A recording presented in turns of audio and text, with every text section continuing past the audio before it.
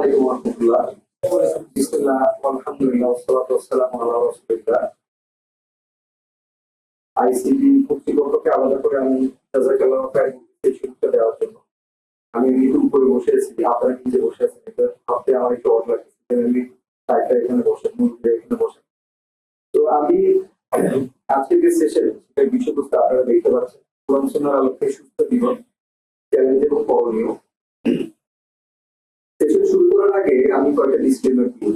এক নম্বর কথা হচ্ছে, আমি যদিও খুব কনসিয়াসলি আমার কন্টেন্টটা বিল্ড করছি একটা জায়গায়, কিন্তু মেয়েটার থেকে যত মেয়েটার থেকে ফিডব্যাক করছি ঠিক আছে, কিন্তু আমি এরকম কোনো কিছু আসলে বলি নাই যেটার জন্য আসলে আপনাদের ডাক্তারের পরামর্শ নিয়ে করা উচিত।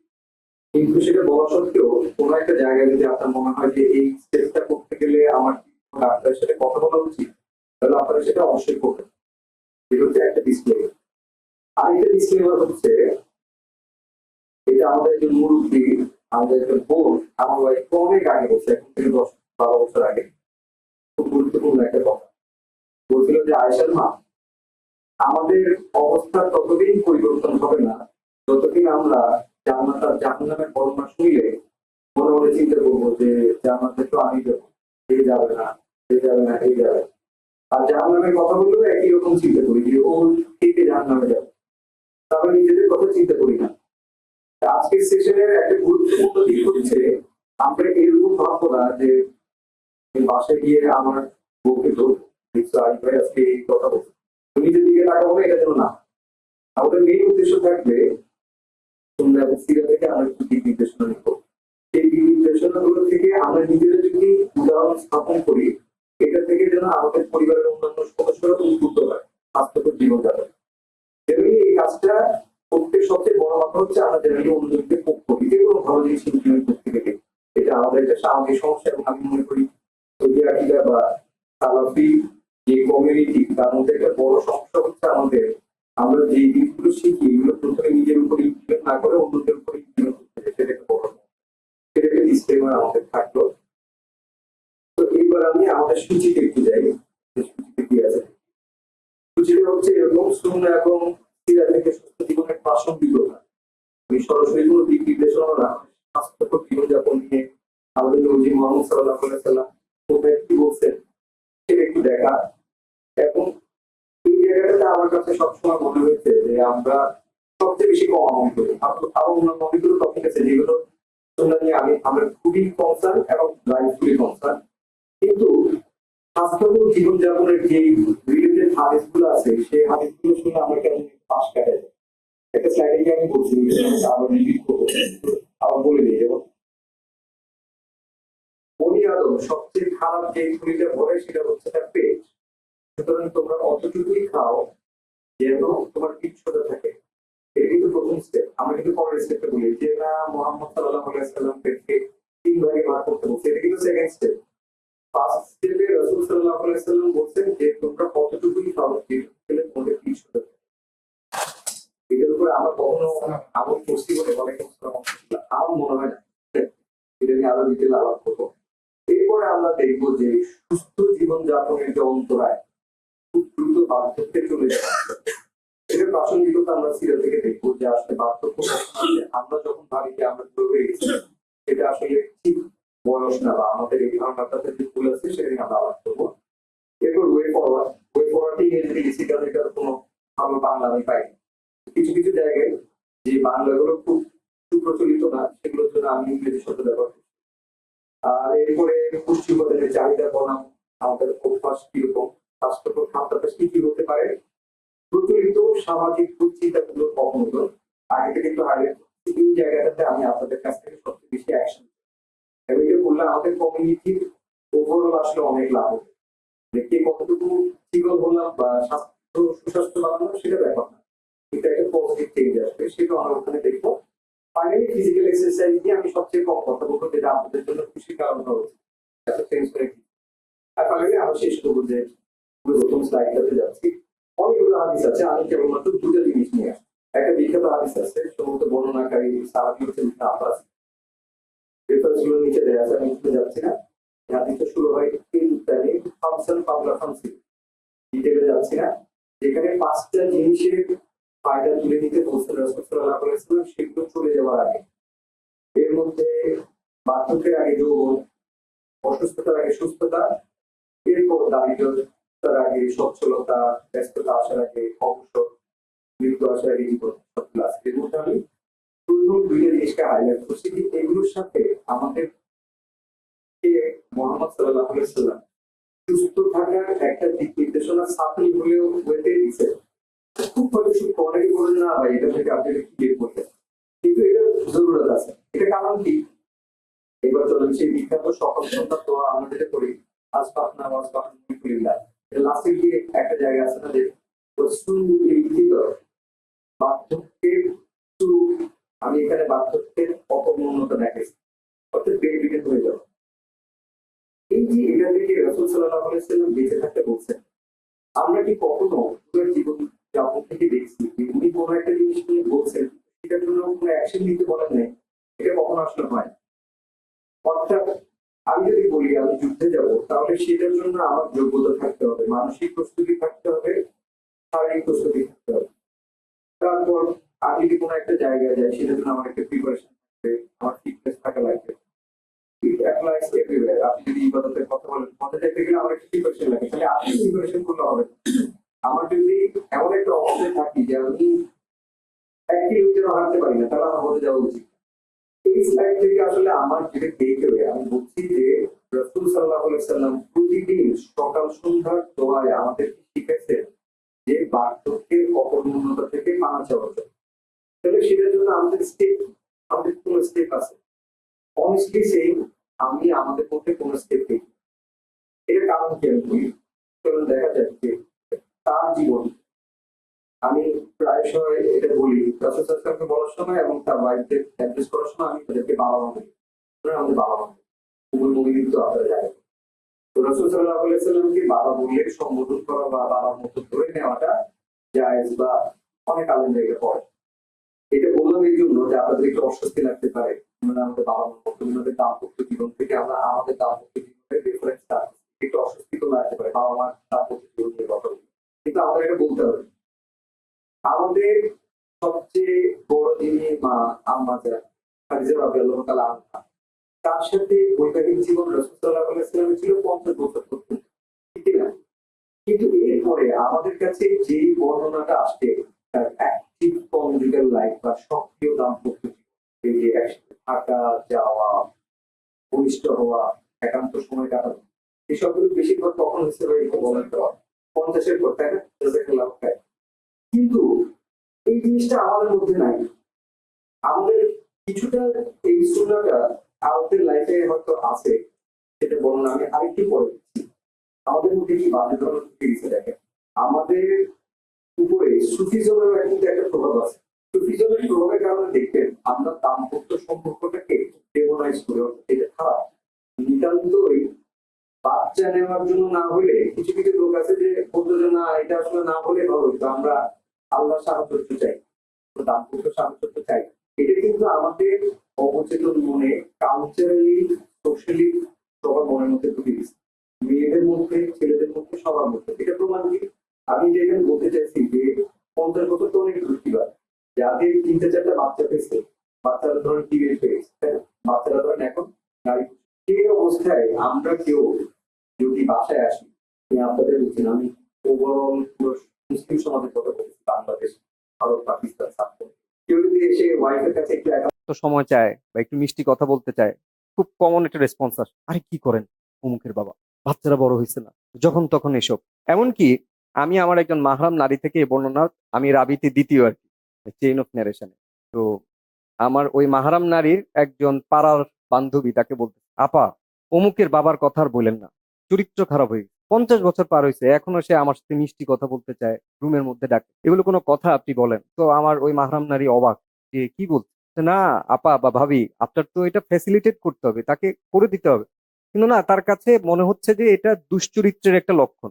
তার মানে কি, আমাদের যে সক্ষমতা, এবং আমরা রাসূল সাল্লাল্লাহু আলাইহি সাল্লামের জীবন থেকে দেখছি যে 50 বছর পরেও উনি ওনার সক্রিয় দাম্পত্য জীবন কন্টিনিউ করছেন, সেখানে কোনো এরকম কি কোনো ব্যাপার ছিল না যে না আমার বয়স হয়ে গেছে। এমনকি মা সাউদা রাদিয়াল্লাহু তাআলা আনহা তার হাজবেন্ডের জন্য আমাদের রাসূল সাল্লাল্লাহু আলাইহি সাল্লামের জন্য সহজ করতে, যে না আমার বাসায় আসলে তো আমার আসলে বয়স উত্তীর্ণ হয়ে গেছে, আমার এই সাহচর্য বা দাম্পত্য সম্পর্ক আমার আসলে এরকম ইন্টারেস্ট ফিল করি না, তো আপনি আমাকে ডিভোর্স দিয়েন না, আপনি আমার রাতটা আপনার পছন্দ অন্য যে কারোর সাথে আপনি থাকতে পারেন, আমাদের উম্মুল মুমিনিন অন্যদের যে কোনো ঘরে থাকতে পারবে।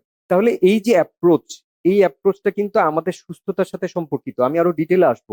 দাম্পত্য সম্পর্কে যে কিটিমিটি অথবা ঝগড়াঝাটি বা সম্পর্কের অবনতিগুলোর কারণ বিশ্লেষণ করে আমি সব সময় যখন আলোচনা করি, তখন আমি যখন খুঁচিয়ে দেখি, দেখি যে তাদের মধ্যে ঘনিষ্ঠতা কমে গেছে। এর অনেকগুলো কারণ আছে, আমি খুব ডিপে না গিয়ে কয়েকটা কারণ বলি। যেমন ধরেন, সন্তান বড় হয়ে গেছে, 5-6 বছর স্টিল সে বাবা মার সাথে থাকে, ফলে বাবা মার ঘনিষ্ঠতা হয় না বা একান্ত সময় পাচ্ছে না, প্রায় 3-4 বছর হয়ে গেছে, এবং এটা নিয়ে কেউ আসলে কাজ করছে না। তো এটা অন্যতম একটা কারণ। তার মানে আমাদের প্রথম কথা হচ্ছে, আমরা 40 বা 50 বছর হলেই আমরা বৃদ্ধ হয়ে গেছি, আমাদের আর বৈবাহিক সম্পর্ক বলতে কোনো কিছু নাই, এই ধারণাটা আমাদের মন থেকে দূর করতে হবে। আপনারা এই মেসেজটা আপনাদের কাউন্টার পার্ট মানে আপনাদের ওয়াইফ অথবা আমাদের বোনদেরকে পৌঁছে দিবেন। পয়েন্ট। এরপরে আসা যাক, রসুল সাল্লাহ আলাইসাল্লামের সবগুলো জিহাদ কত বছর পরে হয়েছে? 50 বছরের পরে। এখন আপনারা চিন্তা করেন, আমরা 50 বছরের পরে, এটা আমাদের একটু কষ্ট লাগবে, এটা এনাম আঙ্কেলও বলেন, আমি রিপিট করছি, যে জিহাদে যাওয়া তো দূরে থাক, জিহাদের মাঠ থেকে যে আমরা পালাই যাব সেই ফিটনেসও তো নাই। আমাকে পালাইতে পারবো? পালাতে পারবো না। কিছুক্ষণ পরে আহ, করে আমরা পড়ে যাব। তার মানে আমরা যে প্রত্যাশাটা আলেমদের থেকে রাখি, অনেক আলেমদেরকে আমরা দুষতেছি না যে ভাই আপনি জিহাদের কথা বলেন না, এটা বলেন না, তাহলে আমাদের নিজেদের মধ্যে, আমি ওই রকম অর্থে নিফাক বুঝাচ্ছি না, আমি বাংলা শব্দটা ব্যবহার করি, কপটতা, মানে আমাদের মধ্যে একটা কপটতা আছে, হিপোক্রেসি আছে, যে আমি যেটা বলতেছি সেটা আমি মিন করি না, বা সেটার জন্য যদি ডাক আসে আমরা সেটার জন্য কিছু করতে পারবো না। এটা হলো 2 নাম্বার। 3 নাম্বার, রাসূল সাল্লাল্লাহু আলাইহি সাল্লাম যে অসংখ্য পশু একসাথে কোরবানি দিচ্ছেন, জবাই করছেন, সেটাও তো 50 বছরের পর বয়সে। এবার বলেন, আমরা কে কে আমাদের নিজের পশু কোরবানি দিই? কয়জন নিজের পশু নিজে কোরবানি দেন? হাত তুলেন। বারাকাল্লাহু ফিক। কিন্তু আমরা একটা পর্যায়ে চলে গেছি যেখানে ধরে নিছি যে আসলে পশু কোরবানি করার মতো যোগ্যতা আমাদের নাই, এবং এটা আমাদের পরবর্তী প্রজন্মকেও একটা ইম্প্যাক্ট ফেলে। ইম্প্যাক্টটা কিরকম? আমাদের ছেলে পিলেরা টিনেজ হয়ে যাচ্ছে, সে রক্ত দেখে ভয় পায়, না না ওকে কোরবানির গরু জবাই করতে দিও না, ও পরে দুঃস্বপ্ন দেখবে, খারাপ লাগবে। এই যে আমরা বাচ্চাদেরকেও ম্যান বা রিজাল হিসেবে বড় করতে পারতেছি না, এটা আমাদের খুব গুরুত্ব দিয়ে দেখা উচিত। এই হলো তাদের জীবন বনাম আমাদের জীবন। আমি এরকম এক্সাম্পল একের পর এক আরো অনেকগুলো আনতে পারবো, বিকজ আমাদের বেশিরভাগ বর্ণনা তো রাসূল সাল্লাল্লাহু আলাইহি সাল্লামের ব্যাপারে তার 50 বছরের পরে আসে। আমরা সেটা আনতে পারি, কিন্তু আমি যেহেতু আরো বড় বা অন্যান্য বিষয় অ্যাড্রেস করতে হবে, এটা এখানে রাখলাম। এই স্লাইড থেকে আমাদের টেক অ্যাওয়ে হচ্ছে যে 50 বছর বা 40 বছর হয়ে গেলে আমি বুড়ো হয়ে গেছি, এটা ঠিক না। আমরা যেহেতু বার্ধক্যের অকর্মণ্যতা থেকে প্রতিনিয়ত পানা চাই, তাহলে আমি যতদিন থাকবো, বুড়ো হয়ে গেল আমি যেন ফিট থাকবো। রসুল সাল্লাহ সাল্লাম যেদিন মারা গেছিলেন সেদিনের বর্ণনা আপনারা জানেন। আমাদের মা আয়েশা রাদিয়াল্লাহু তাআলা আনহার কোলে তার বুকের সাথে মাথা রেখে উনি মারা গেছেন, এবং সেই সময় তার দাড়ি কয়টা পাকা ছিল, চুল কয়টা পাকা ছিল, আমরা সবাই জানি। তো ওই ফিটনেসটা থাকার একটা আর্ট থাকা লাগবে। দয়া করে এটা বলে কখনো রুল আউট করবেন না, না উনি তো নবীজি মানুষ, উনার লাইফ একরকম আমাদের লাইফ একরকম, না, এটা না। আমরা এর পরেরটাতে যাই, তাহলে আমাদের এই যে খুব দ্রুত আমরা বার্ধক্যের দিকে এগিয়ে যাই, সেটার কারণ কি আমরা সেটা একটু খোঁজার চেষ্টা করি। 3টা কারণ আমি এখানে হাইলাইট করছি। ওবেসিটি, স্থূলতা লিখতে পারতাম, ওবেসিটিটা আসলে মোর মেক সেন্স, ওবেসিটি দিছি। আরেকটা হচ্ছে খুব অল্প বয়সে ডায়াবেটিস এবং হাইপার টেনশন। সম্ভবত আমরা 90-এর দশকে যারা টিনেজ পার করছে, আমরা জানি তখনকার দিনে আমরা ডায়াবেটিস বা ব্লাড প্রেশার হতে দেখতাম কখন? 40 বছর বা 50 বছর বয়স হওয়ার পরে, তাই না? কিন্তু আমরা এখন অনেক উদাহরণ দেখতে পাই যেখানে 25, 30 বা 31, ইভেন আমরা যখন বিয়ে শাদী নিয়ে কাজ করি, অনেকগুলো সিভি আসে, সেখানে ছেলে বলে যে আমি তো বিয়ে করব, আমার কি এটা লুকালে কোনো সমস্যা আছে? বা সে তথ্যই দেয় নাই, আমাকে আরেকজন পরে বা জানালো যে তার ডায়াবেটিস আছে। তাই বললাম যে না, এটা তো আসলে এক্সপোজ করা লাগবে। কেননা কোনো একটা মেয়ের বাবার জানতে হবে যে সে যার কাছে তার মেয়ে বিয়ে দিচ্ছে তার ডায়াবেটিস আছে বা হাইপার টেনশন আছে বা ব্লাড। এখন দেখা যাক এরপরে হচ্ছে মাসকুলোস স্কেলিটাল প্রবলেম, বলতে আসলে ব্যথা বেদনা এসবের কথা আমি বলছি। তো এগুলোর কারণটা কি একটু ভিতরে দেখি। আমাদের প্রথম কাজ হচ্ছে যে আমরা পুষ্টিগুণ সম্পর্কে সবাই ক্লাস 6, 7 বা 5 থেকে পড়ি। বলে না, কার্বোহাইড্রেট, প্রোটিন, লিপিড, তারপরে খনিজ লবণ বা মিনারেলস, ভিটামিন এবং পানি। এসবগুলো তো আমরা সবাই জানি। কিন্তু অদ্ভুতভাবে আমরা আমাদের ব্যক্তিগত জীবনে এটার উপরে একেবারেই জ্ঞানের কোনো লক্ষণ দেখাই না। অর্থাৎ আমাদের কাজকর্ম দেখে মনে হয় আমরা এই ব্যাপারে পুরো কোনো জ্ঞানই রাখি না। আমরা সেটা নিয়ে কিছু আলোচনা করব। আরেকটা জিনিস হচ্ছে আমরা খাওয়া দাওয়াকে এন্টারটেইনমেন্ট হিসেবে নিই। আমি শুরুর হাদিসটাতে আবার রিফ্লেক্ট করি। রাসূল সাল্লাল্লাহু আলাইহি সাল্লাম বলছেন, বনি আদম সবচেয়ে খারাপ হলে যেটাকে ভরে সেটা হচ্ছে তার পেট। সুতরাং তোমরা অতটুকুই খাও যেটুকু থাকলে পিঠ সোজা হয়। তাহলে কোত্থেকে আমরা এই রেওয়াজ বা রীতি পেলাম যে আমরা খাওয়া দাওয়াকে বিনোদন হিসেবে নিচ্ছি, এবং বিনোদন হিসেবে নেওয়া আমাদের এই স্বাস্থ্য খারাপ হওয়ার পিছনে অন্যতম একটা কারণ।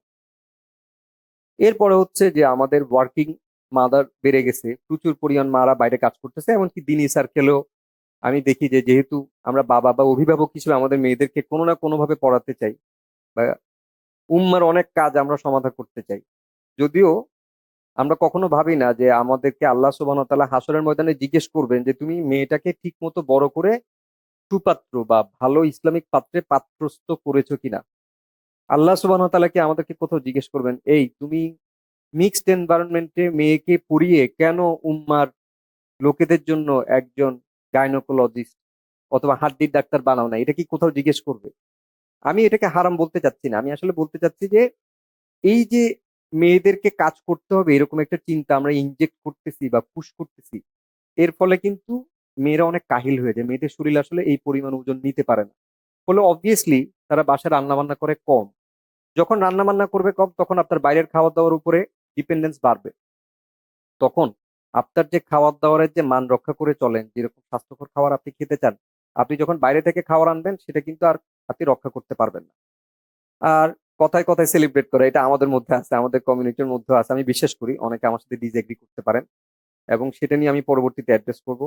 এখানে একটা ফটো জরুরি, যেটা ডক্টর সাইফুল্লাহ দিয়েছিলেন। আমি যদি কোনো কারণে ভুলে যাই আমাকে পরে খেয়াল করাই দিয়ে, এখনই ওই ফটোটাতে যেতে চাচ্ছি না।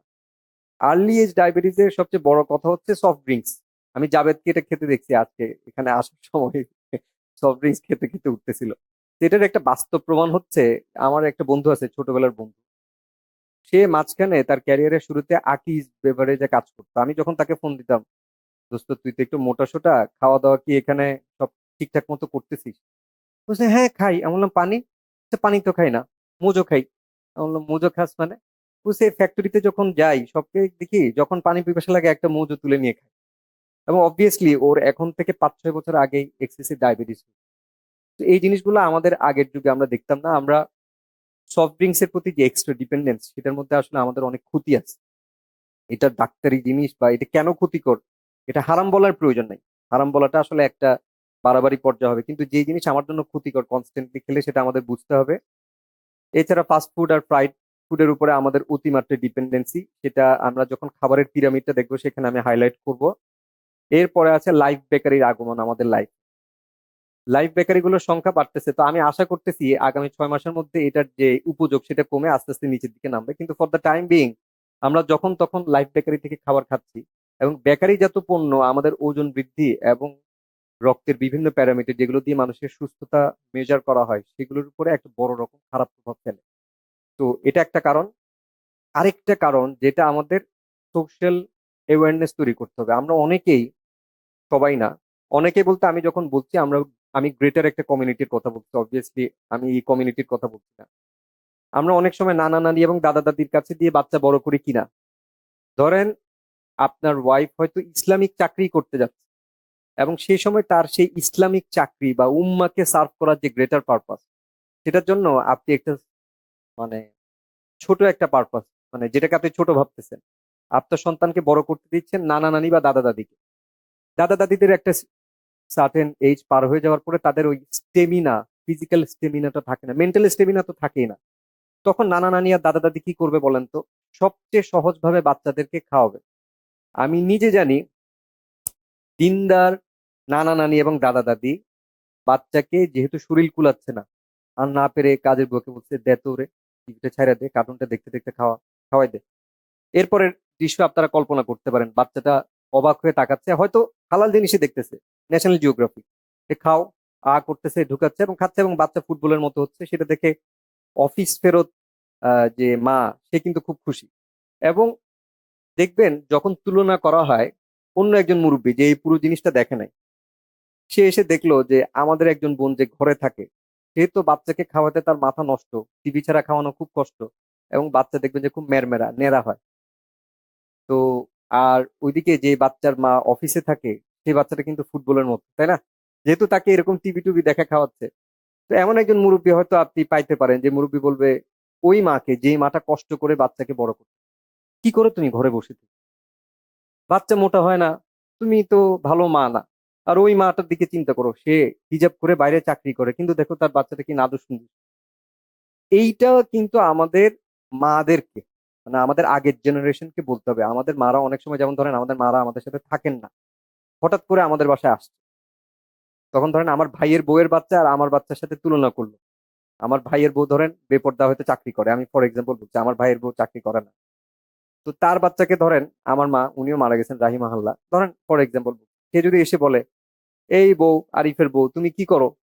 তোমার বাচ্চা তো দেখি একদম চিকন। ওই আমার ওই ছেলের বউয়ের বাচ্চা তো দেখি অনেক মোটো, ও তো চাকরি করে, তাহলে ও হি ইজ ডুইং ওয়েল।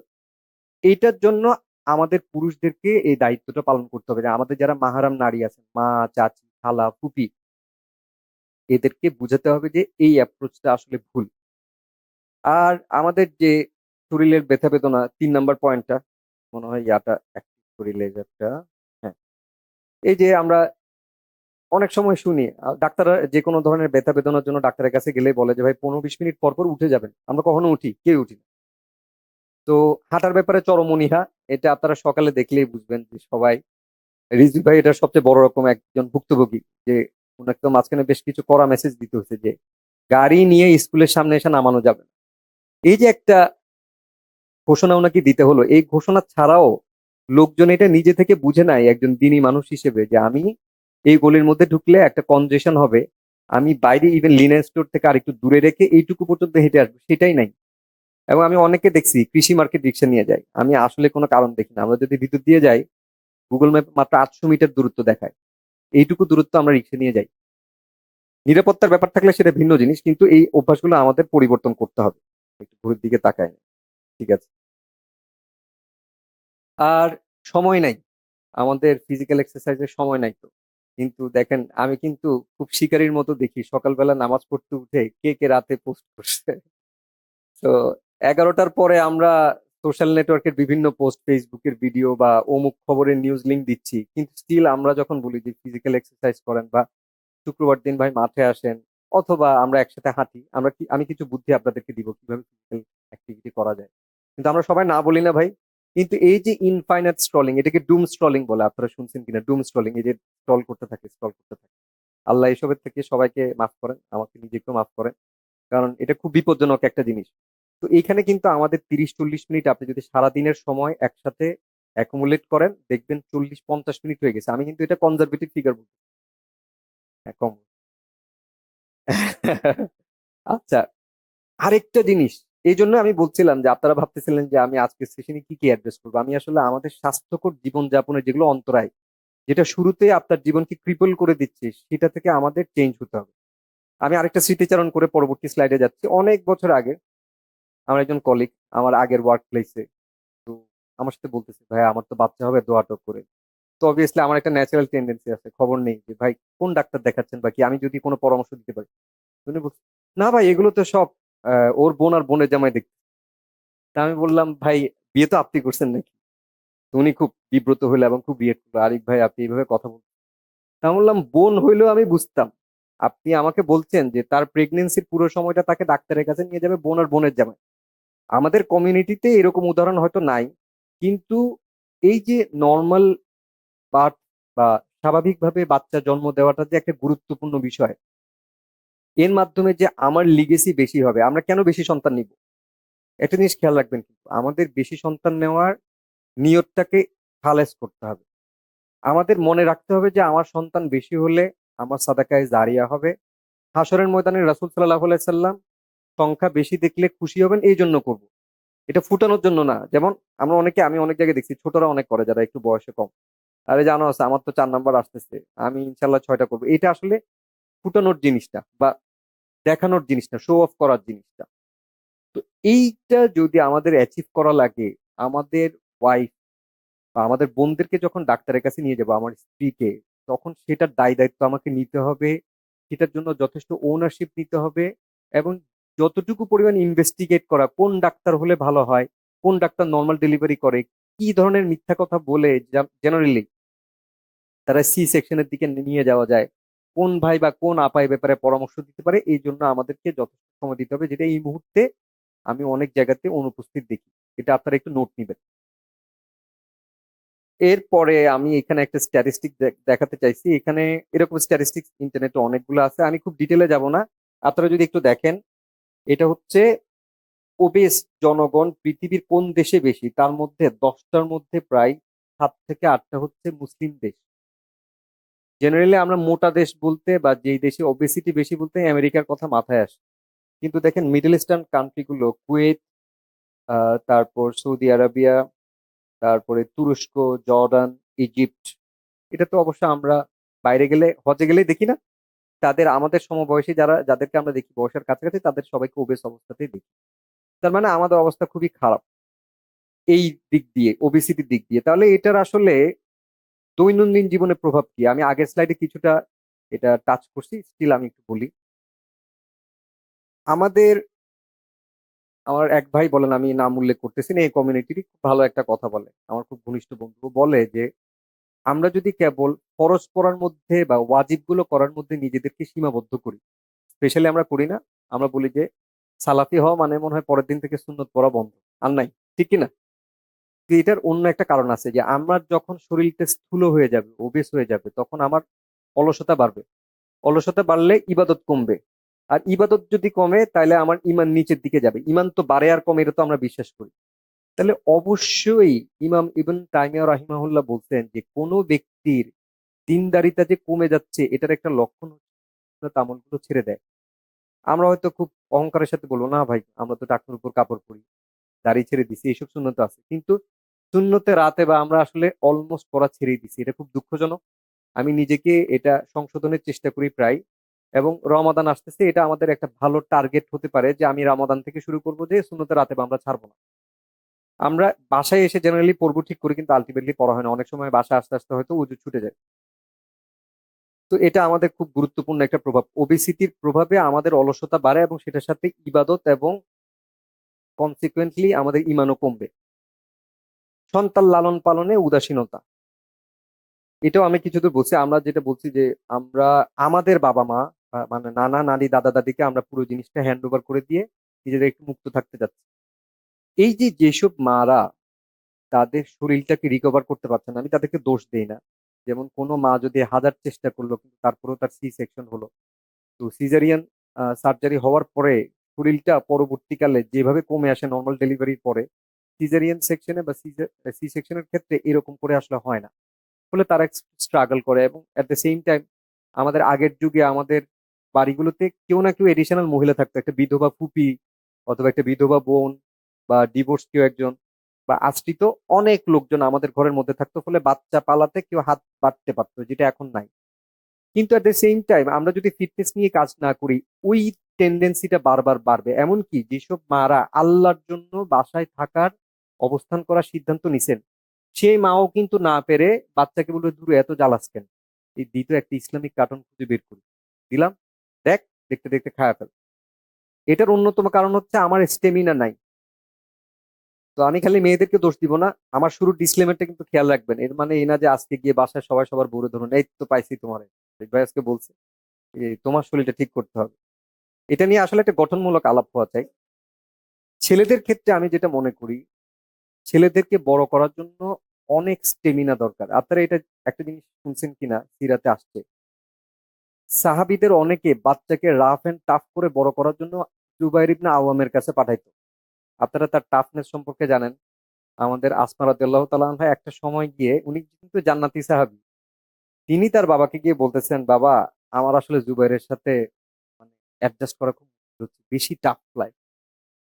কিন্তু তারপরেও আমরা এরকম একজন মানুষের কাছে পাঠাইতাম।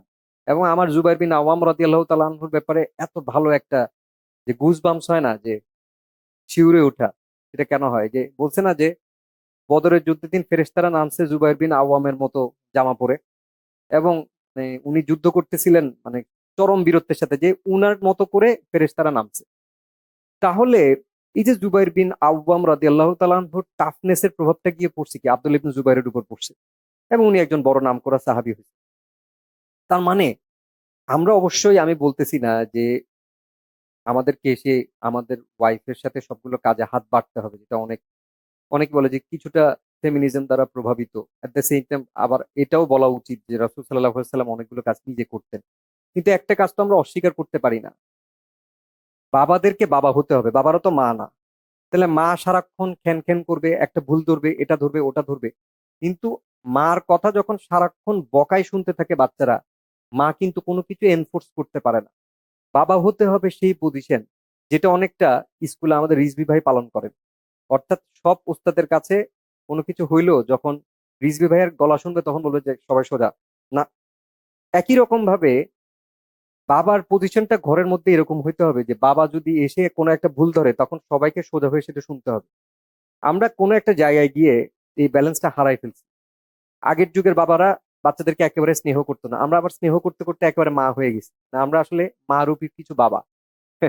আমরা আসলে বাবার পর্যায়ে নাই। তো আমাদের যে অথরিটিটা আমরা হারিয়ে ফেলছি। ওই অথরিটিটা আমাদের রাখতে হবে, সেটা রাখতে গেলে আমাদের ফিজিক্যাল এবং মেন্টাল স্টেমিনা বাড়াতে হবে। আপনার যদি এই ওবেস শরীর নিয়ে দিন শেষে ঘরে ফেরার পরে আপনি ধপ করে বিছানায় পড়ে যান, বাচ্চারা আসলো বা বাচ্চার মা এসে বললো ছেলে নামাজ নিয়ে কিছু মিথ্যা কথা বলছে বা নামাজ সঠিক সময় পড়তেছে না বা জামাতে যেতে চাচ্ছে না, তখন আপনি যে তাকে নসিহা করবেন, তাকে বুঝাবেন, আপনার লাইফে আপনি যখন টিনেজার ছিলেন আপনার বাবা আপনাকে কিভাবে নসিহা করছে, এই গল্প বলতে আপনার ইচ্ছা করবেন না। আপনাকে আমি যদি বলি যে আপনি ডিনার করার সময়, রাতের খাবার খাওয়ার সময় বাচ্চাদের নিয়ে বসে একটা গল্প করেন, অথবা একটা দাস শোনেন, বা সিরার গ্রন্থের একটা অংশ পড়ে তাদেরকে বুঝান, আপনার কি শরীর কুলাবে? আপনার বলবে যে ধুর কোনো মতে বিছানায় গাটা এলিয়ে দিতে পারলে হলো। তো সন্তান লালন পালনে আমাদের যে উদাসীনতা, সেইখানেও আমাদের ওবেসিটি একটা গুরুত্বপূর্ণ ভূমিকা পালন করে। ওই যে সেই মেন্টাল সিচুয়েশনটা আমি ধরে নিছি আমি তো ভাই বুড়ো হয়ে গেছি, এই জন্য আমার শক্তি নেই, তাহলে রাসূল সাল্লাল্লাহু আলাইহি সাল্লাম এবং তার সাহাবীরা এতগুলো কাজ কিভাবে করতেন?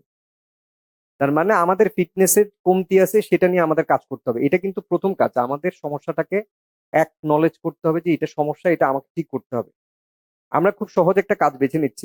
আমি বেশিরভাগ সময় যখন সবাই অনেকে আমার সাথে কাউন্সিলিং এর জন্য অভিযোগ নিয়ে আসে, বলে যে আমার ওয়াইফ ভাই ভালো মতো বাচ্চাগুলো বড় করতে পারতেছে না। তো আমি বলি যে ভাই আপনি কি করেন? না আমি তো 10টার পরে বাসায় ঢুকি, ঢুকে ঘুমাই যাই, আমার সাথে বাচ্চাদের কোনো ইন্টারাকশন কেন থাকবে? আসলেই কি সাহাবীরা তাদের সন্তানদের সাথে, পুরুষ সাহাবীরা ছেলে সন্তানদের বা মেয়ে সন্তানদের সাথে কোনো রকম ইন্টারাকশন করতেন না? না, এটা আপনারা সিরা দেখবেন, এটা আপনাদের ভুল আইডিয়া।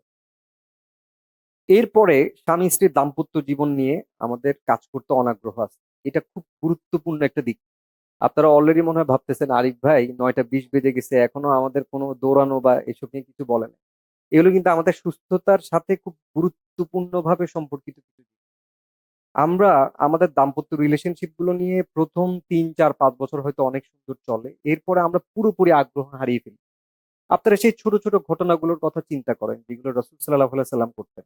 আমি সবসময় বাবা মামা হিসেবে বলবো রাসূল সাল্লাল্লাহু আলাইহি ওয়াসাল্লাম আর উম্মুল মুমিনিনদের আর একটা সুন্দর মিষ্টি কথা বলি, আমি এটা বলি এবং আমি বলবার সময় খুব ইমোশনাল হয়ে যাই। আমার একটা স্বপ্ন আছে, আল্লাহ যদি আমাদেরকে জান্নাতে নিয়ে যান, আমি রাসূল সাল্লাল্লাহু আলাইহি সাল্লাম এবং আমাদের উম্মুল মুমিনিনদের সাথে গিয়ে যদি আমার বউ নিয়ে আমি জান্নাতে যাইতে পারি, গিয়ে কদম পুচি করে না, কদম পুচি করবো, বলবো যে মা আপনাদের বউ, বা আপনার ব্যাপারে এটা শুনছি, মা আপনি রাসূল সাল্লাল্লাহু আলাইহি সাল্লাম যেদিন ভয় পেয়ে আসছেন খাদিজা রাদিয়াল্লাহু তাআলা আনহা, মা আপনি কিভাবে এই রেসপন্স গুলো দিছিলেন, আমি আপনার সাথে শুনতে চাই, বিকজ সেখানে পর্দাও থাকবে না জান্নাতে। এই স্বপ্নগুলো আমাদের আসলে লালন করা উচিত।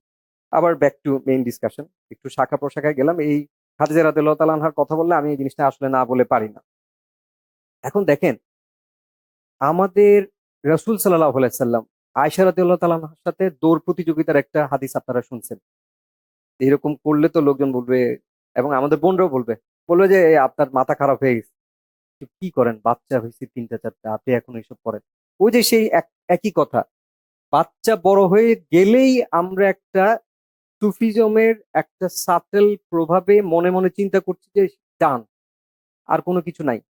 কিন্তু একটা পুরুষ যদি সে সুস্থ থাকে তার দাম্পত্য জীবন তো আরো অনেক বেশি আগাতে পারে, এবং তার এটাকে কোনো না কোনো ভাবে মিটাতে হবে, সেই জিনিসটার অ্যাওয়ারনেস আমাদের দুই পক্ষেরই থাকতে হবে।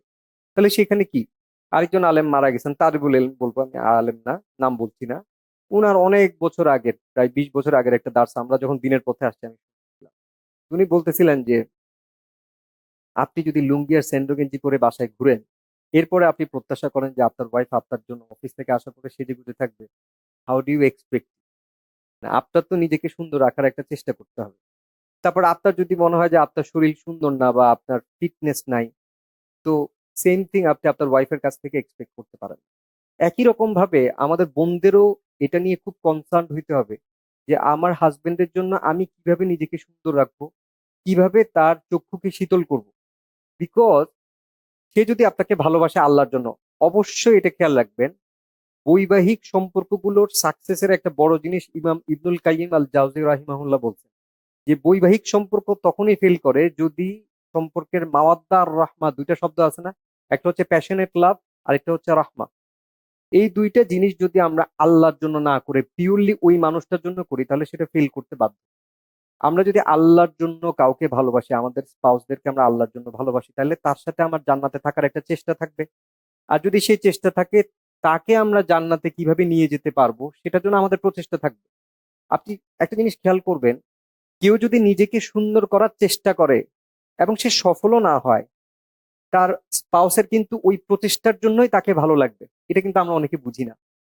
আমরা হয়তো ভাবি যে ভাই এই বয়সে এখন আর সুন্দর হওয়ার চেষ্টা করে লাভ আছে, হবে না, সুতরাং চেষ্টা করে লাভ নেই। না, আপনি যদি চেষ্টা করেন, প্রথম কথা আপনি যদি কালকে থেকে আপনার ওয়াইফকে শুনে শুনে বলেন যে আমি তোমার জন্য এটা করবো ওইটা করবো, তখন সে একটু কনসার্ন যে কি ব্যাপার, যে আমার জন্য এটা এটা করবে বলতে গেলে তো আমার কিছু একটা করা উচিত। মেবি আপনার যে বড় মেয়েটা টিনেজ হয়ে গেছে তাকে বলবে এই এই তোর ছোট ভাই বোন রে, তোর বাবা যখন অফিস থেকে আসবে একটু দেখে রাখবে, আমি তোর বাবার সাথে কিছু সময় কাটাবো। কোনো সমস্যা নাই, এটাতে লজ্জা নাই। আপনারা আপনাদের টিনেজ মেয়েকে, যেটা বড় মেয়ে বা ছেলেকে বলতে পারেন এই এই অফিস থেকে তো বাবা আসলে তো বাবার সাথে আমার কিছু কথাবার্তা আছে, আপনার ওয়াইফকে এটা শিখাই দিতে পারেন যে ম্যানেজ করবি, আমি তোর বাবার সাথে কিছু গুরুত্বপূর্ণ কথা আছে সেগুলো শেষ করবো। এটা আমাদের প্র্যাকটিসে আসা উচিত, এটা আমাদের মধ্যে নাই। আপনার তো অফিসের সে সারাদিন বসের বকাঝকা, অন্যান্য প্রেশার, সেটা শেষে তো আপনার সেই প্রশান্তিটা দরকার, যেটা আমরা কোরআনে পাইছি এবং রসুল সাল্লাহ সাল্লাম আমাদেরকে দিক নির্দেশনা দিচ্ছে। তাহলে সেটা যদি আমাদের পেতে হয় তাহলে তো আমার অফিস শেষে প্রথমে আমার ওয়াইফের কাছে এসে কিছুক্ষণ সময় কাটানো দরকার। এবং সেই সময় কাটানোর মধ্যে আমাদের ওয়াইফদেরকেও আমাদের শিখাতে হবে যে শুরুতে যেন শুরু করে নেবে, আরে জানো না আজকে কি হয়েছে, তোমার মেয়ে যা করলো, আর ছেলের জন্য স্কুল থেকে কমপ্লেন আসছে, এটা আসছে এটা আসছে। না, আমাদের দুইজনকেই দুইজনের জন্য ঠিক হতে হবে। যেমন আমাদেরও উচিত না আর ভাল লাগতেছে না অফিসে আজকে যা হয়েছে, অর্থাৎ একটা পজিটিভ নোটে এই সময়টাকে কাটানো আধা ঘন্টা, যে না আমরা অফিস শেষে আসছি, এখন আমি মন ভালো করবো, আমি আমার ওয়াইফের জন্য এই সময়টা দিব। ওয়াইফও ভাববে যে আমি সারাদিন অনেক হাঁড়ি ঠেলছি, বাচ্চাদেরকে পালছি, এখন আমি কিছু মিষ্টি কথা বলবো। কিছুক্ষণ পরে অবশ্যই সমস্যাগুলো নিয়ে আলাপ করা যেতে পারে। তাহলে এই স্লাইড থেকে আমি যথেষ্ট সময় এই জন্য ব্যয় করলাম, আমরা যেন দাম্পত্য সম্পর্ক নিয়ে কাজ করার ব্যাপারে আগ্রহী হই। এটা সবাই নোট নিবেন, যারা যারা নোট নিচ্ছেন পারলে মোবাইলে নোট নিবেন। এটা না হলে আমাদের ঘরগুলো সুখী হবে না। সুখী ঘর না হলে আমাদের ভালো আহ ইসলামিক প্রোডাকশন আসবে না, অর্থাৎ আমাদের বাচ্চাগুলো ইসলামিক ভাবে বড় হবে না। ওরা যদি দেখে যে বাবা মার মধ্যে সারাক্ষণ খিটিমিটি লেগে আছে, তাহলে ও ওর দাম্পত্য জীবনে এই খিটিমিটি করবে। আচ্ছা, এরপরে ওয়ে ফরওয়ার্ডে আসি। আমাদের ওয়ে ফরওয়ার্ড হচ্ছে আমাদের দৈনন্দিন যে যে পুষ্টি চাহিদা, সেই ক্লাস 5-6 এর পরে আমরা এখানে কুইকলি একবার দেখে নিব। আর কোনগুলোর কারণে আমাদের ওবেসিটি হয় সেটা বুঝবে, সেটা আসলে ছোটবেলাতেই বোঝানো হয়েছে, কিন্তু আমরা সামহাও ওই ক্লাসগুলো করি নাই বা করে ভুলে গেছি। এরপরে স্বাস্থ্যকর খাদ্যাভ্যাস, কোনটা খাওয়া উচিত আর কোনটা খাওয়া উচিত না। এরপরে আসে আমার সবচেয়ে ফেভারিট জায়গা, আমাদের কিছু কুপ্রথা আছে আমাদের মধ্যে। সেই কুপ্রথাগুলো নিয়ে আমরা কাজ করব বা কথা বলবো। আমি চাইবো যে এগুলো আমাদের কমিউনিটিতে পরিবর্তন হোক এবং দারুণ একটা প্রভাব পড়বে, আপনারা দেখবেন যে কমিউনিটিকে আল্লাহ বারাকাপূর্ণ করবেন। আল্লাহ আমাকে সেইটুকু পর্যন্ত যাওয়ার তৌফিক দিক। এই দোয়াটা শুরুতেও করা উচিত ছিল, আমি ভুলে গেছি, আফওয়ান। এরপর ফিজিক্যাল অ্যাক্টিভিটিতে আমরা কিভাবে সামিল হব এবং নিয়মিত হব সেটা নিয়ে আমরা কথা বলবো। সেটা লাস্ট টপিক রাখছি, সো আপনাদের ভয়ের কোনো কারণ নাই। সম্ভবত লাস্টে গিয়ে আমরা বলবো যে এটাতে খুব বেশি সময় আর দেওয়া যাচ্ছে না। আমাদের এই বিখ্যাত ফুড পিরামিড, এই যে মিনা কার্টুনে দেখাইতো না, এই যে কার্বোহাইড্রেট শরীরকে শক্তি যোগায়, ওইভাবে আমরা যাচ্ছি না। আমরা আসলে এই যে পিরামিডটা আপনারা দেখতে পাচ্ছেন, এটাকে আসলে আপসাইড ডাউন করে দিচ্ছি। আপসাইড ডাউন কিভাবে করে দিচ্ছে আমি আপনাদের বুঝাই। প্রথম কথা হচ্ছে, এই যে নিচে যে গ্রেইন বা কার্বোহাইড্রেট যেটাকে বলে, সেটা আসলে 40%। 40% বলতে আমরা এই পার্সেন্টেজটা আসলে যদি দেখেন, আমার কাছে মনে হয় আমরা 100%-এর মধ্যে অলমোস্ট 60-70% আসলে কার্বোহাইড্রেট খাই। এটার প্রমাণ কি? আমরা যারা যারা অফিস আদালতে কাজ করি, এমনকি এসসিডি, তো আমি জানি না এই প্র্যাকটিস এখন আছে কিনা, প্রথমে তো আপনি সকালে পরোটা বা রুটি দিয়ে আলু ভাজি খান, দুইটাই কার্বোহাইড্রেট কিনা, আর সাথে কি আছে? পরোটা ভাজার তেল, স্নেহ পদার্থ বা লিপিড। আচ্ছা, এরপরে বেলা যখন উঠলে 11টা বাজে, অফিসে সিঙ্গারা আনে না বেশিরভাগ অফিসে? এবং সেই সিঙ্গারাতে কি আছে?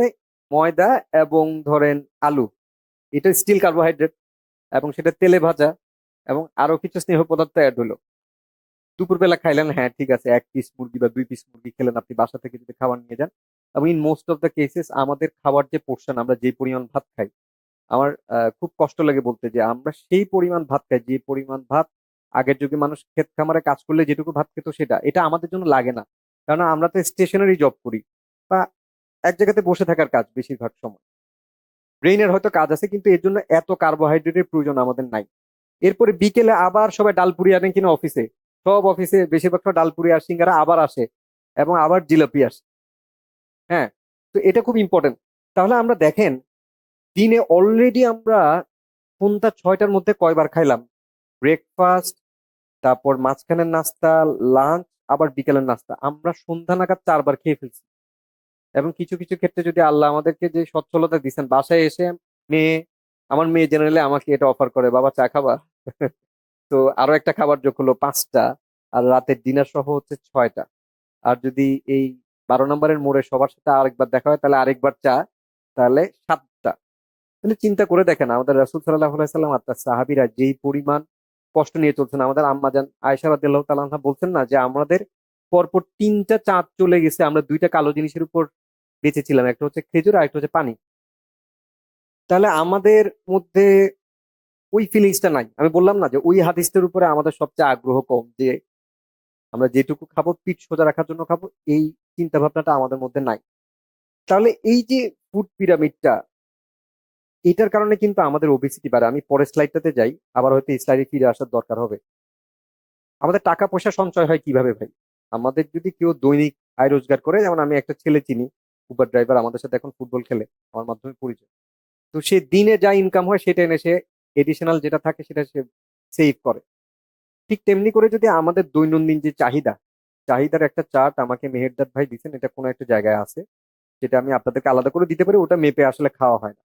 আপনার আসলে খেয়াল রাখতে হবে ওই পার্সেন্টেজটা, আমি কতটুকু ভাত, কতটুকু মাছ মাংস, কতটুকু ডিম বা কতটুকু চর্বি জাতীয় খাদ্য খেলে আমার ওজনটা কন্ট্রোলে থাকতে হবে, সেটা বুঝতে হবে। তাহলে আমি যদি প্রতিদিন আমার যেইটুকু ক্যালোরি প্রয়োজন, তার থেকে বেশি পরিমাণ ক্যালোরি যদি ইনটেক করতেই থাকি, তাহলে কি হয় দেখেন, প্রতি অতিরিক্ত 3500 ক্যালোরির জন্য আধা কেজি বা 1 পাউন্ড ওজন বাড়ে। আর আমরা ট্রাস্ট মি প্রতিদিন 100 ক্যালোরি যে বেশি খাই তা না, আরো অনেক বেশি ক্যালোরি খাই। ফলে আমাদের কন্টিনিউয়াস ওজন বাড়ে। এবং আমাদের যেটা সবচেয়ে ভুল ধারণা, আমি বেশিরভাগ মানুষ মুরব্বীদেরকে দেখছি, তাদেরকে যখন আমি চ্যালেঞ্জ করি যে আপনার ডায়াবেটিস যে কন্ট্রোলে নাই, এবং আমি এই ব্যাপারে খুব সেন্সিটিভ, আপনাদের অন্য আরেকদিন অন্য কোনো একটা বৈঠকে বলবো আমার মা কিভাবে মারা গেছে ডায়াবেটিস স্ট্রোক করে। এটা খুব ইমোশনাল একটা ব্যাপার, সেজন্য আমি চাই না যে কারো সুগার আনকন্ট্রোল থাকুক, এই জন্য আমি আপনাদেরকে মাঝে মাঝে অনেক বেশি বলে ফেলি, সেটার জন্য ক্ষমা করবেন। কিন্তু এই যে কতটুকু খাবার কারণে আমার শরীরে একটু একটু করে মেদ জমতেছে, এটার ব্যাপারে আমাদের ক্লিয়ারলি কোনো আইডিয়া নেই। যেমন ধরেন আমরা ভুল একটা রেফারেন্স সেট করি, যেমন ধরেন আপনার একজন আত্মীয় গ্রাম থেকে আসছে, সে ধরেন 3বার ভাত নেই এরকম উঁচু করে। আপনাকে যখন কেউ চ্যালেঞ্জ করতেছে, যে ধরেন আমি একজনকে চ্যালেঞ্জ করলাম, ভাই আপনার তো ভাতের পরিমাণ কমাতে হবে, তখন উনি বলবেন যে আরিফ ভাই আপনি আমাকে ধরতেছেন, আমি তো সেই গ্রাম থেকে আমার অমুক কাজিন আসছে, তাকে দেখলাম 3বার ভাত নেই, আমি তো ভাই 1বার ভাত নিই। কিন্তু দেখতে হবে যে সে সপ্তাহে অন্তত 2-3বার 5-6 কিলো দূরের একটা হাটে যায়, 5-10 কেজি বাজার নিয়ে আবার আসে, অথবা সে মানুষের বাড়িতে খাটাখাটুনি করে আয় রোজগার করে, তার খাওয়া আর আপনার খাওয়া একরকম। এখন আপনার অবশ্যই একজন নিউট্রিশনিস্ট অথবা ভালো ভালো ভিডিও আছে, নিউট্রিশনিস্টদের ভালো ভিডিও আছে। এমনকি ডক্টর মেহেরদাদ ভাইয়ের সাথে কথা বললে এই সার্ভিস মনে হয় উনি কোনো একদিন আমাদেরকে দিতেই পারেন, যে আমার ওজন এত, আমার আসলে কতটুকু খাওয়া উচিত। খুব সিম্পল একটা ব্যাপার হচ্ছে, কিছু কিছু রেস্টুরেন্ট থেকে বেরোলে আমরা বকা দেই না যে সেট মেনুতে এত কম ভাত দিছে কেন? বলি না এটা? সেট মেনুতে আসলে যেটুকু পরিমাণ একটা কাপ দিয়ে বসা একটু ভাত দেয় না, এটাই হচ্ছে আসলে আমাদের কার্বোহাইড্রেটের প্রয়োজনীয় পরিমাণ। কারণ আমি পৃথিবীর অনেকগুলো দেশে আল্লাহ নিয়ে গেছেন, আল্লাহ সুবহানাহু ওয়া তাআলা, আলহামদুলিল্লাহ। তো বিভিন্ন দেশে গিয়ে আমি দেখছি আসলে সবাই ভাত এইটুকুই দেয়, এটাই আসলে স্ট্যান্ডার্ড খাওয়া, আমরা আসলে বেশি খাই। এরপরে আমাদের চর্বি জাতীয় খাবার ইনটেক কমাতে হবে, সেটা কিভাবে কমাবো সেটা আমরা পরবর্তী স্লাইডে আস্তে আস্তে দেখবো। আমি আসলে দেখাতে চাইছি এখানে কিছু কিছু আইটেম আছে, দেখেন। মেইনলি এখানে ডান পাশে যেটা ব্যাড ক্যালোরিজ বলতে, এই ব্যাড ক্যালোরি গুলোর বা ব্যাড ফুড গুলোর সবচেয়ে খারাপ জিনিস হচ্ছে এগুলোতে আপনার শরীরে অনেক ক্যালোরি ঢুকবে, কিন্তু 1 ঘন্টার মধ্যে আপনার আবার খিদে লাগবে। এটাকে একটি ইন্ডেক্স বলে, ইন্ডেক্সটার নাম আমি ভুলে গেছি। অর্থাৎ ক্ষুধা নিবারণের যে ইন্ডেক্স, সেটা এই খাবারগুলোর কম। অর্থাৎ আপনার খেতে অনেক মজা লাগবে, আপনি খাবেন, তার মধ্যে কি bakery item, dairy product, fried products এবং ফাস্ট ফুড, এই সবগুলো জিনিস আমাদেরকে চরমভাবে ক্ষতি করে। কতটুকু ক্ষতি করে এটা আপনি কল্পনা করতে পারবেন না। যেরকম আপনি ধরেন 1 সপ্তাহ প্রতিদিন সকালে 30-40 মিনিট করে হাঁটলেন এবং সপ্তাহ শেষে আপনি একটা বার্গার খেলেন, তাহলে ওই 7 দিনের সব কাজ শেষ। কিন্তু আপনি যখন কোনো নিউট্রিশনিস্টের কাছে যাবেন বা ডাক্তারের কাছে যাবেন, ডাক্তার সাহেব আমি তো তেমন কিছুই খাই নাই, আমি খুব নিয়ম মতো খাইছি, 7 দিন আমি হাঁটলাম, তারপরেও আমার ওজন কমতেছে না কেন? আপনার তো আসলে ডেফিসিট দরকার। আপনি ওই পাশের যে ছবিটা দেখতেছেন, আপনার যদি কনস্ট্যান্টলি প্রতিদিন, আপনি ধরেন অলরেডি ওবেস অথবা আপনার ওজন বেশি, আপনি কমাতে চাচ্ছেন, তাহলে আপনার শরীরে প্রতিদিন 200 ক্যালোরি করে বা 300 ক্যালোরি করে কম খাবার ঢুকতে হবে, তাহলে তো আপনি পারবেন, তাই না? কিন্তু এটা আমরা বুঝি না।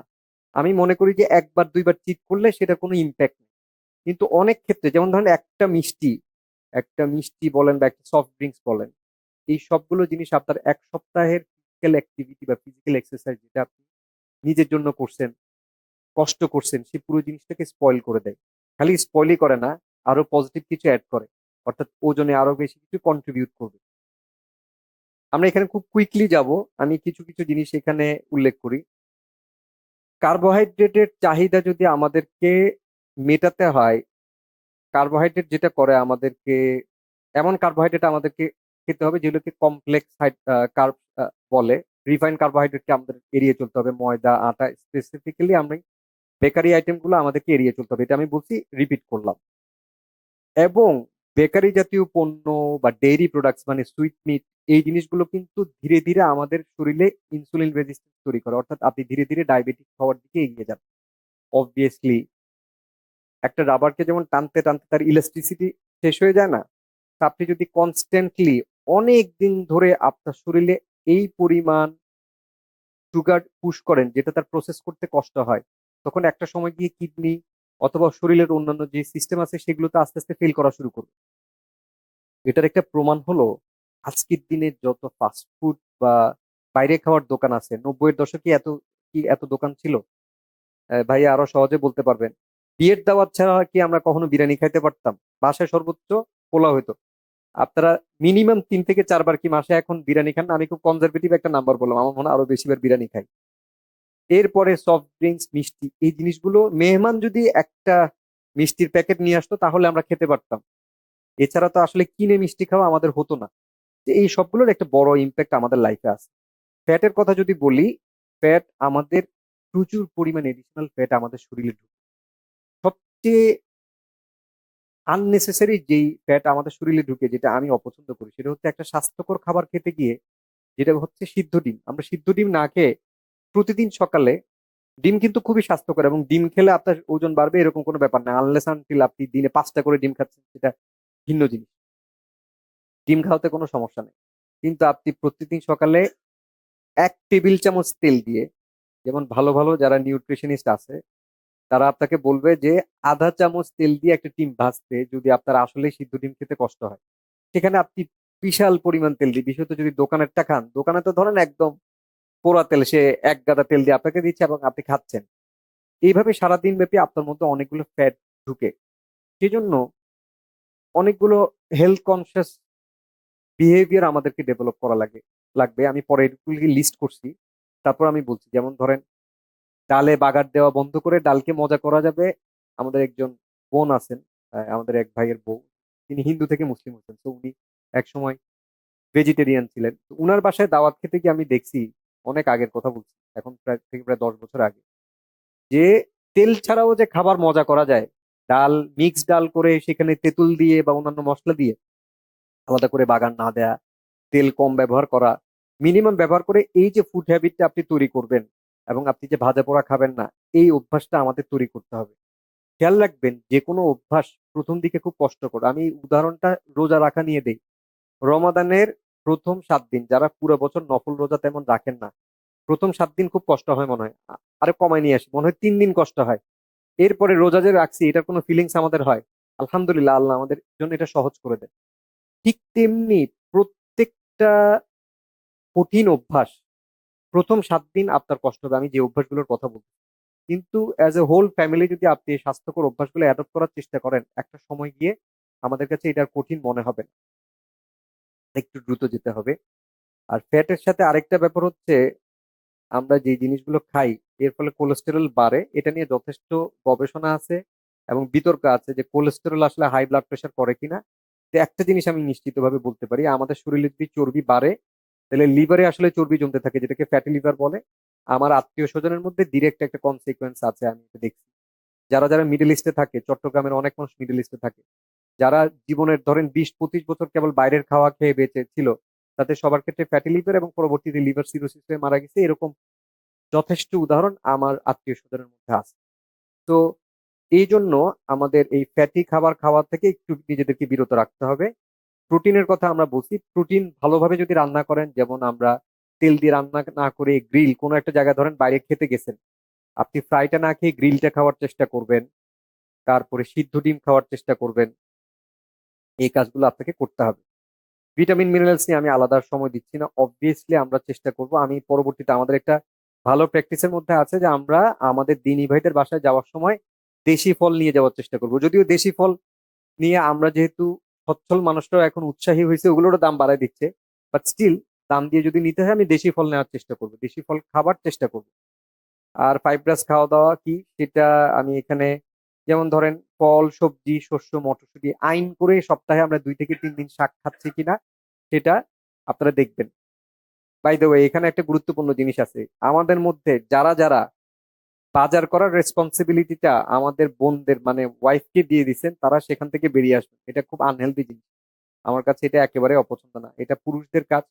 এমনকি আমাদের মা বোনরা যদি সুপার শপে গিয়েও করে, বাট স্টিল তাদেরকে বাজার করার দায়িত্ব দেওয়াটা আমি ব্যক্তিগতভাবে পছন্দ করি না। আপনারা আলেমদের থেকে আরো মতামত নিতে পারেন, কিন্তু আমি মনে করি বাসায় কি খাওয়া হচ্ছে না খাওয়া হচ্ছে সেটাতে মেয়েদের অবশ্যই সে থাকবে, কিন্তু বাজার করার দায়িত্বটা আমরা মেয়েদেরকে দিব না। মেয়েদেরকে হয়তো অন্য আরো ভালো অন্য একটা কাজে ব্যবহার করা যায়।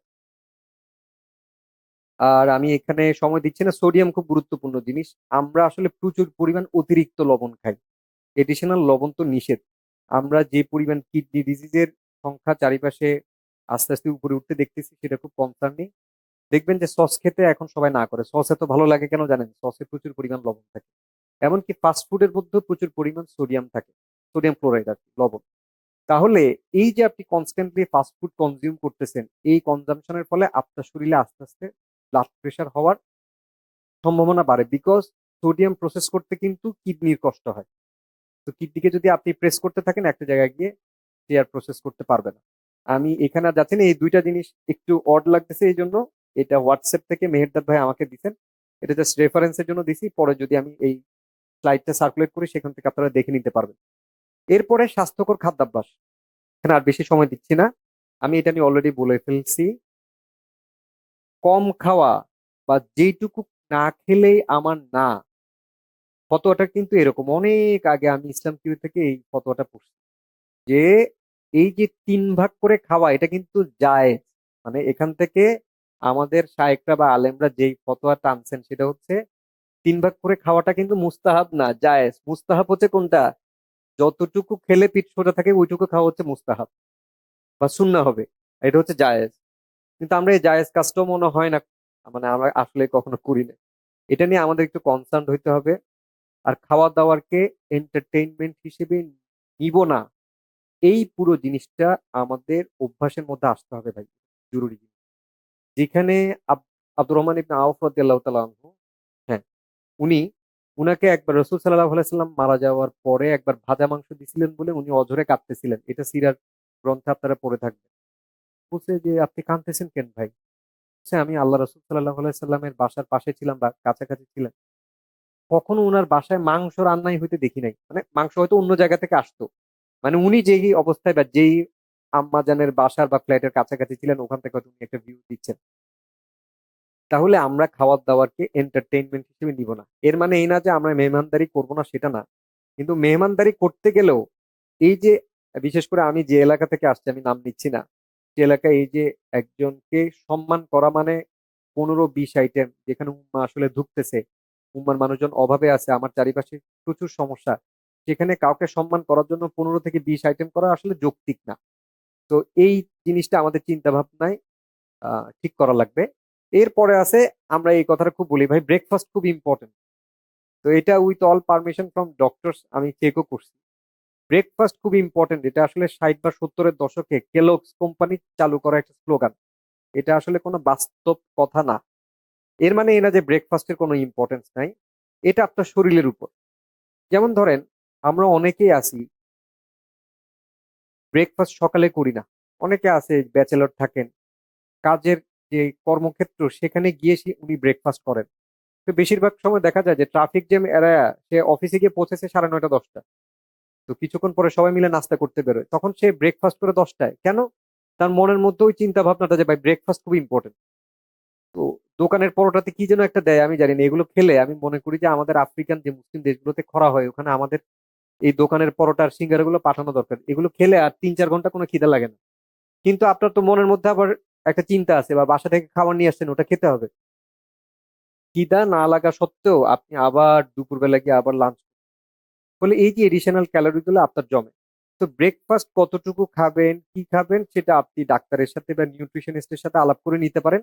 কিন্তু আমি ব্যক্তিগতভাবে, আপনারা জানেন, অনেকদিন ধরে ইন্টারমিটেন্ট ফাস্টিং করে আসতেছি, বিকজ আমি আমার লাইফে দেখছি নাস্তাটা আমি প্রায় সময় সকালে 9:30-10টা বাজে করতেছিলাম এবং আমার দুপুরে খিদে লাগতো না। তো আমি চিন্তা করলাম যে আমি কেন ব্রেকফাস্ট বাদ দিব না, আমার দরকার নেই। 3 বেলা খাবার আসলে একটা মডার্ন ডেজ 100-200 বছরের একটা জিনিস। আগের যুগে মানুষ 2 বেলাই খাইতো।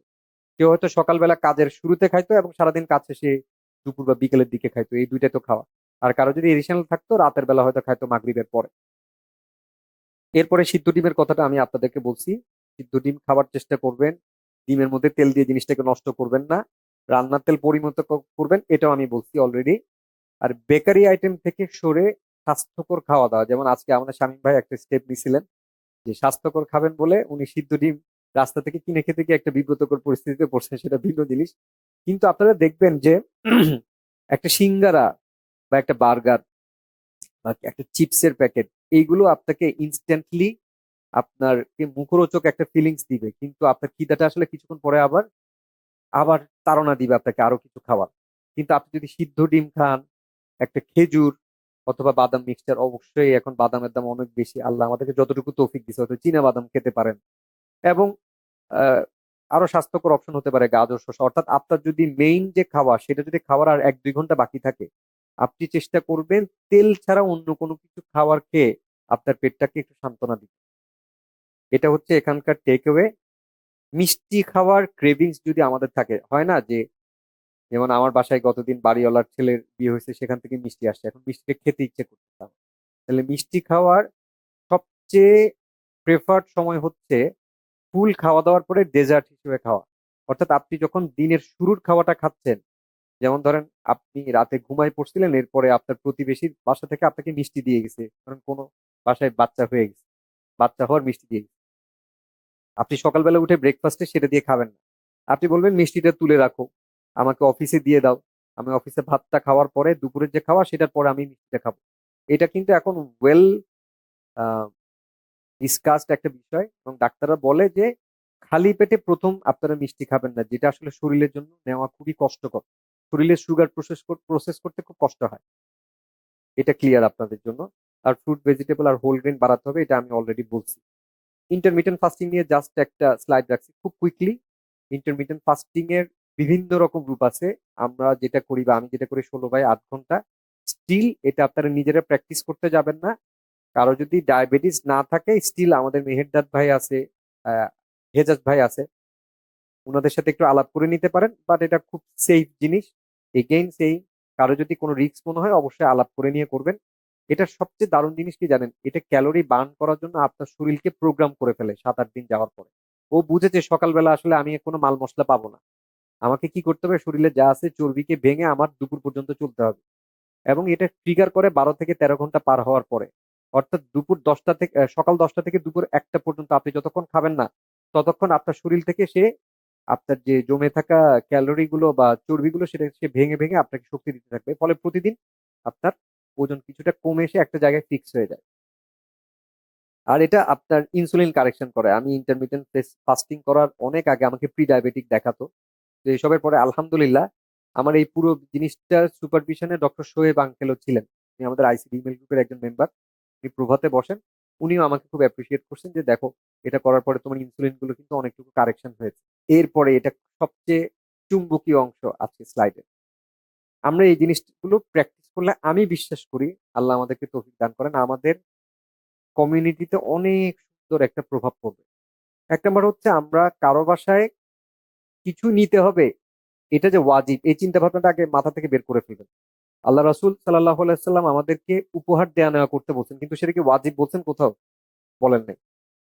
আল্লাহ যদি আপনাকে তৌফিক দেন যে আপনার কোনো ভাইয়ের বাসা আপনি বেড়াতে যাচ্ছেন, আপনাকে আল্লাহ তৌফিক, আপনি তাহলে তার বাসায় মিষ্টি নেওয়ার পরিবর্তে দেশি ফল অথবা এমন কিছু নিয়ে যাবেন যেটা তার জন্য ওই মাসের খরচাপাতি কমাবে।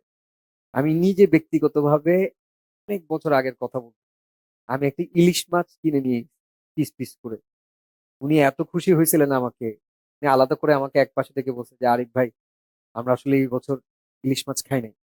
তা আমরা কি কখনো ইলিশ মাছ নেওয়ার কথা চিন্তা করছি? কিন্তু খুব সহসাই আল্লাহ যাদেরকে তৌফিক দিছে তারা ধরেন 1,500 টাকার ধরেন মিষ্টি নিল, তাই না? 2-3 কেজি মিষ্টি একটা ভালো দোকান ফাহিমের থেকে নিলে আমাদের 1,500-2,000 টাকা পড়ে যাবে। কিন্তু এর চেয়ে কম টাকায় আপনি একটা দারুণ খুশি একটা পরিবারে আনতে পারেন। এর জন্য অবশ্য মানসিক একটা পরিবর্তন আনতে হবে।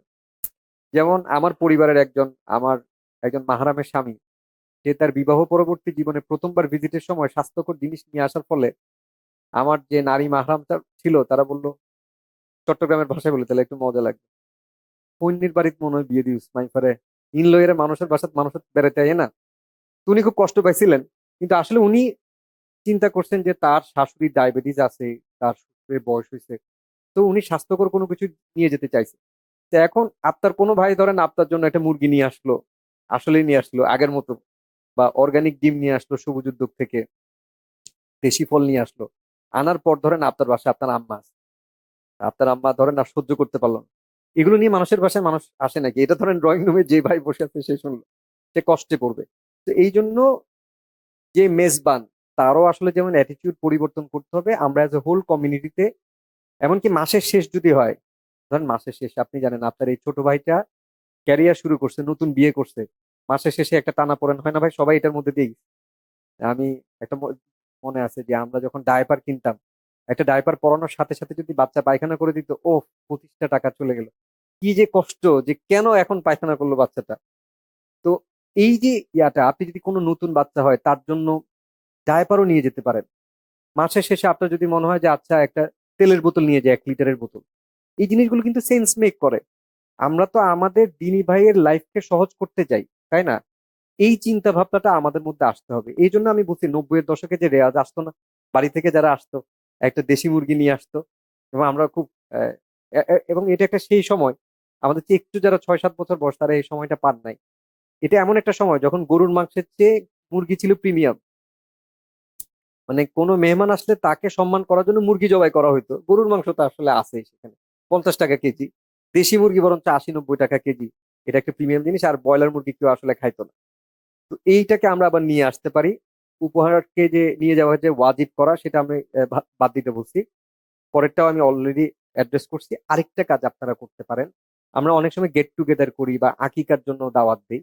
আকিকার জন্য দাওয়াত দিতে গেলে আমি এখনো মনে করি খালি আকিকা না, এটা যদি কোনো ভাইয়ের মেয়ে বা ছেলের বিয়ে হয়, আপনাদের যাদের যাদের দাওয়াত দিচ্ছে আপনারা সবাই একসাথে একটা গ্রুপ করবেন, আলোচনা করবেন যে চলেন কি করা যায়। ট্রাস্ট মি, একটা দারুণ গিফট হতে পারে কি জানেন? ধরেন আমাদের এক ভাইয়ের বিয়েতে আমরা 20 জন দাওয়াত পাইছি, এবং সবার মোটামুটি মনে আছে যে 5,000 টাকা করে দিব। 5,000 টাকা দিতে পারি, আরো বেশিও তো হতে পারে, মানে মানুষ সবাই মিলে যদি আমরা টাকা তুলি, এমনও হতে পারে জামাই বউয়ের যে উমরার প্রয়োজন, তাদের হানিমুনটা উমরাতে হইতে পারে। হানিমুন শব্দটা ব্যবহার করলাম না, ধরেন যে তাদের একসাথে যদি কোথাও যাওয়ার জায়গা থাকে, বিয়ের পরে কোনো একটা জায়গায় বেড়াতে যাবে, সেটাকে আমরা স্পন্সর করতে পারি। যদি উমরা না হয়, কিন্তু আমরা তো তাকে সিলেট যাওয়া বা শ্রীমঙ্গলে কোথাও যাওয়া সেটা তো আমরা স্পন্সর করে দিতে পারি। আমরা তাদের কোনো একটা পার্টিকুলার জিনিস এই দম্পতির জন্য কিনে দিতে পারি, যেটা তার মধ্যে নাই। বা একটা ইয়ং ছেলে, যে ইয়ং বয়সে বিয়ে করতে চাচ্ছে এবং তার চ্যালেঞ্জটা, সেই সংসারটা সাজাতে পারতেছে না, এটা আমরা তাকে হেল্প করতে পারি। তো কারো বাসায় যদি দাওয়াত হয়, কারো অনুষ্ঠানে যদি দাওয়াত হয়, আমাদের সবাইকে একসাথে মিলে বসতে হবে, কাজ করতে হবে। তারপরে যে জিনিস, সেটার জন্য সবার মন খারাপ হয়ে যাবে, সেটা হচ্ছে কারো কোনো সুসংবাদ পেলেই ভাই খাওয়াইতে হবে, এটা আমাদের বন্ধ করা লাগবে। এবার সেই বিখ্যাত ফতোয়াটা আমি বলি, এই যে রাশেদ হাসতেছে, ডক্টর সাইফুল্লাহকে জিজ্ঞেস করা হয়েছিল যখন আমরা কারো কোনো সুসংবাদের জন্য ধরি তাকে যে ভাই আপনার খাওয়াইতে হবে, এবং সে যদি চাপে পড়ে মনে অসন্তুষ্টি নিয়ে আপনাদের সবাইকে খাওয়ায়, তাহলে আপনারা হাইজেক করছেন বা জোর করে তার থেকে এই টাকাটা নিয়ে নিছেন, এটার গুনায় আপনারা গুনাহগার হবেন। তো না, এটা খুব জরুরি জিনিস। এটা আরেকটা উদাহরণ বলি। একবার শেখ সালেহ বিন আল উসাইমিন রহিমাহুল্লাহর একটা ঘটনা। এক ছেলে বলতেছিল যে এরকম একটা ঘটনা হয়েছে, যে সে তার বাবা মাকে বলছে যে আমি জ্ঞান অর্জনের জন্য বা ইসলামের একটা কজের জন্য শহর থেকে দূরে মক্কায় আসতেছে বা জেদ্দায় যাচ্ছে কোনো একটা জায়গায়। বৃদ্ধ বাবা মাকে জিজ্ঞেস করছে, বাবা মা আমি গেলে কি তোমাদের কষ্ট হবে? না না বাবা, কোনো কষ্ট হবে না, তুমি যাও। কিন্তু তারা সেটা মন থেকে বলে নাই। তো ছেলে কিছু দূর যাওয়ার পরে আবার হঠাৎ করে খেয়াল করছে, আরে এই জিনিসটাতে ফেলে আসছি। ফেরত আসছে, ফেরত এসে দেখে যে ঘরের দাওয়ায় বসে বাবা মা কাঁদতেছে, ভাই ছেলেটা তো আমাদের ছেড়ে চলে গেল। তো এটা তখন সে শাইখকে যখন রেফার করছে, এক বলছে না তোমার আসলে ফিরে যাওয়া উচিত।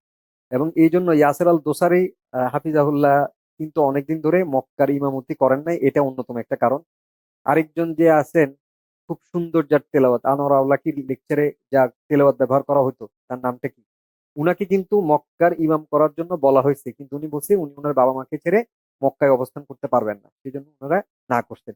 এটা কোন প্রসঙ্গে বলতেছি, আপনি যদি কারো কাছ থেকে খাওয়ানোর ইয়েস পেয়েও যান, যে আসলে সন্তুষ্ট চিত্তে দিছে নাকি দিন শেষে সে একটা দীর্ঘশ্বাস ছাড়তেছে যে প্রমোশনের কথা সব ভাইদের সাথে শেয়ার করলাম, এখন বেতন যা বাড়ছে তার থেকে তো বেশি পকেট থেকে চলে গেল।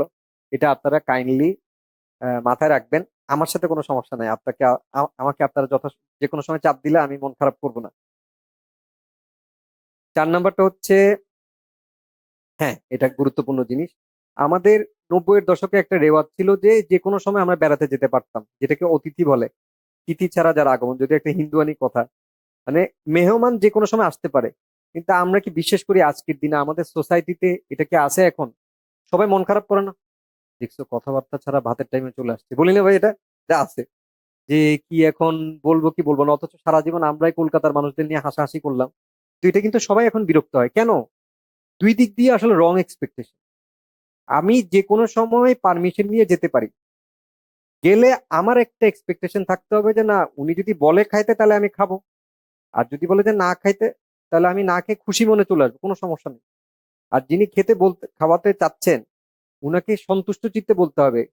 মতিউর রহমান মাদানী সাহেব এটা বলেন, হাফিজাউল্লাহ বলেন যে এরকম যেন না হয় যে আপনি বলতেছেন কিন্তু মনে মনে ভাই না বললেই ভালো, না না ভাই খেয়ে যান না, কিন্তু আপনার মনে মনে হচ্ছে ভাই না বললেই খুশি। আর ওই লোক বলতেছে ভাই ইনশাল্লাহ পরের বার খাবো, কিন্তু উনি মনে মনে জানেন যে এই বাসা আসলে আর 1 বছরের মধ্যে উনি আসতেছেন না। তাহলে এই দুইজনই আসলে মনে মনে আসলে একটা অসত্য জিনিসের প্রতি কমিট করতেছে। এটার সমাধান তখনই সম্ভব যখন আমরা আমাদের হার্টে যেটা আছে সেটা বলবো, এবং সেটাতে কেউ মন খারাপ করবো না। যেমন আমি যদি বলি যে ভাই আজকে তো বাসায় খুব অল্প জিনিস, আমি আপনার সাথে খেতে পারলে খুব ভালো লাগতো, ডাল আর ডিম দিয়ে খেলে কি আপনার কোনো সমস্যা আছে? না, কোনো সমস্যা নেই। যেমন আমার বন্ধু রবিন, মানে আমি আমার বন্ধুকে আল্লাহর জন্য খুব ভালোবাসি, যেমন ও যেহেতু মাছ খায় না, কারণ ও কোনোদিন আমার বাসায় আসছে, তা আমার বাসায় মাছ, তখন ও কি দিয়ে খাবে? আমি ওকে ডিম অফার করছি, ও কখনো না বলে না। তো এটা খুব গুরুত্বপূর্ণ জিনিস। জি জি, জি জি জি। না না, এটা এমনকি আপনি যদি একবার সেটা ব্রিচও করেন, আপনি খুব অসন্তুষ্টি দেখাবেন না। আপনার যদি কোনো ডিসকমফোর্ট থাকে সেটা আপনি বলবেন, আমার আর 5 মিনিটের মধ্যে ভাই শেষ হয়ে যাবে। হ্যাঁ আমি বলছি, আবারও বলছি, এটা হচ্ছে এরকম যে আপনার দিনী ভাই আপনার বাসায় যে কোনো সময় যদি আসে, আপনি রাগ করবেন না। আর এজ এ দিনী ভাই আপনি আপনার বন্ধুর কাছে বা আত্মীয়র কাছে পারমিশন নিয়ে আসবেন, ভাই আমি একটু আসতে চাচ্ছিলাম। জি জি, নোটিশ গেলে ভালো, কিন্তু না গেলেই আপনি একবারেই রেগে যাবেন যে দেখছো সে যখন তখন আসে, অথচ উনি আপনার বাসায় আসছেন 6 মাসে প্রথমবার, হয়তো আপনার এলাকায় আসছে, আপনাকে একটা ভিজিট দিয়ে যেতে চাচ্ছে, এটার জন্য আপনি নিরুৎসাহিত করবেন না। ফাইনালি আমাদের যারা বিএনসিসি আছেন, বিএনসিসি তো বুঝছেন, বরিশাল নোয়াখালী, আর বাকি দুটো বললাম না, এটা অনেকে অনেক রকম বলে, কোন কেউ বলে কুমিল্লা চাঁদপুর, কেউ চিটাং চাঁদপুর, ওই যে কোনো একজন বাদ দেয়।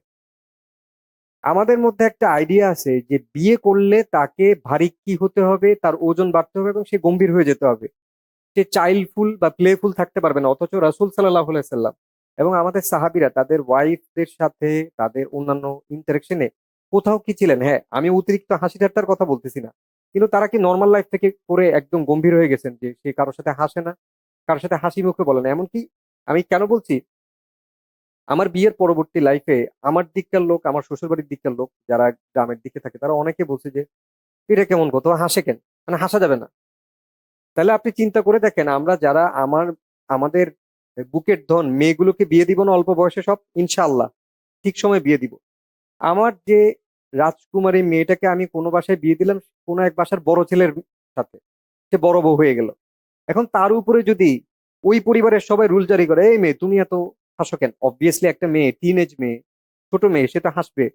তাকে যদি বলে তুমি এত হাসো কেন, তুমি গম্ভীর থাকবে, তুমি তো বড় বউ, তোমার দায়িত্ব আছে, এই যে অ্যাটিটিউডটা, এটা আমাদের লাইফ থেকে নিয়ে যেতে হবে। অ্যাট দ্য সেম টাইম এটা অনেক মুরব্বী বলে থাকে যে বিয়ে হলে মোটা হইতে হবে, এটা কিন্তু অনেকে প্র্যাকটিক্যালি বলে থাকে।